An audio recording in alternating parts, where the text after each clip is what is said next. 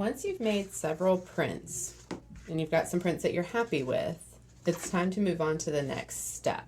Now, I'll tell you, even prints that you maybe aren't super happy with, for example, like this one's not, it's fine, it's only okay though, hold on to them because they may give you good services just to test ideas, or with this double printing system, they may actually turn out something really cool. So keep all the prints that you made, whether you really like them or not.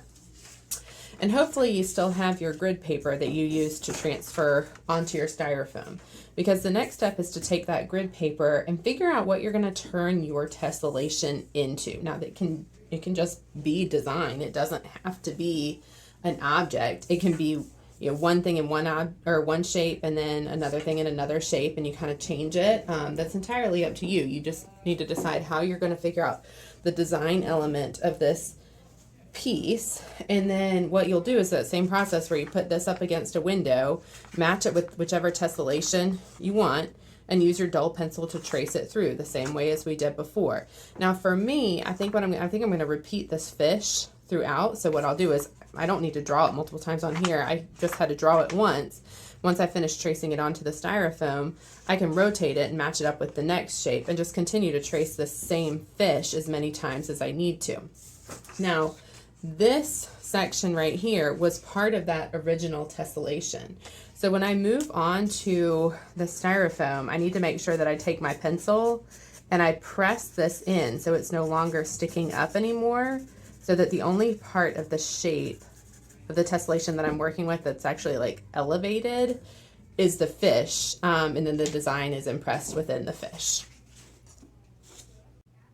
Once you finish adding your second layer of carving, really the process for printing is mostly the same, but there's a couple things to note. So I've already added the ink to this. I didn't color any ink into the areas that I don't want to show up. So like these areas that I'm taking away, I didn't color any ink in there. I only colored on the part that I actually want to show up on here.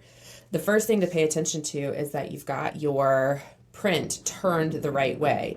So like if I were to flip this paper over, say like this, my tessellation print or shapes that I've made aren't going to match with what I've done on here. So you've got to pay attention to the orientation at this point. This is how I want this thing to print, because this is what's going to match the shapes that are already there.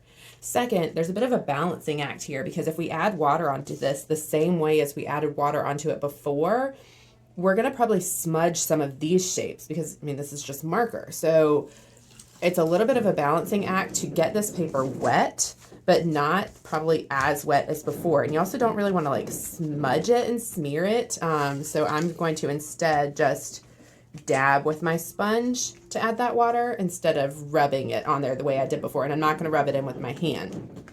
After that though, really everything's the same. I'm going to work to make sure I get the edge lined up with the edge of my original print. Lay it down, and then same as before, I got it a little bit off, but that's okay. It's pretty close. Same as before, I'm just going to rub the styrofoam first, making sure I get to all the corners, and then carefully, keeping it still, I'm going to flip it and rub that paper to work on transferring. Okay, I'm hoping that I didn't add too much water so that the print will come out clear and that that back one wouldn't have gotten too smudged. Okay, so it's you know, maybe not fantastic. I probably need to work on finding that balance a little bit more of how much water.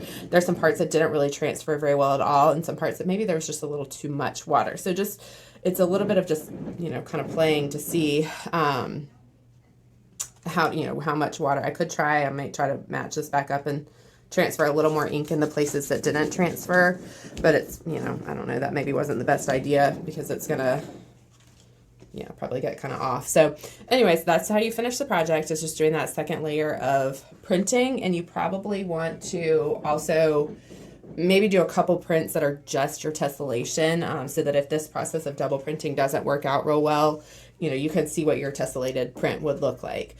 Here's one that I did yesterday that I got probably a little too much water on, but the transfer, it's a little muddy, a little blurry, but it's kind of nice with the background the way it is. And I'm just going to keep trying to work to find the balance of how to print these things the best way so that my image is as clear as possible.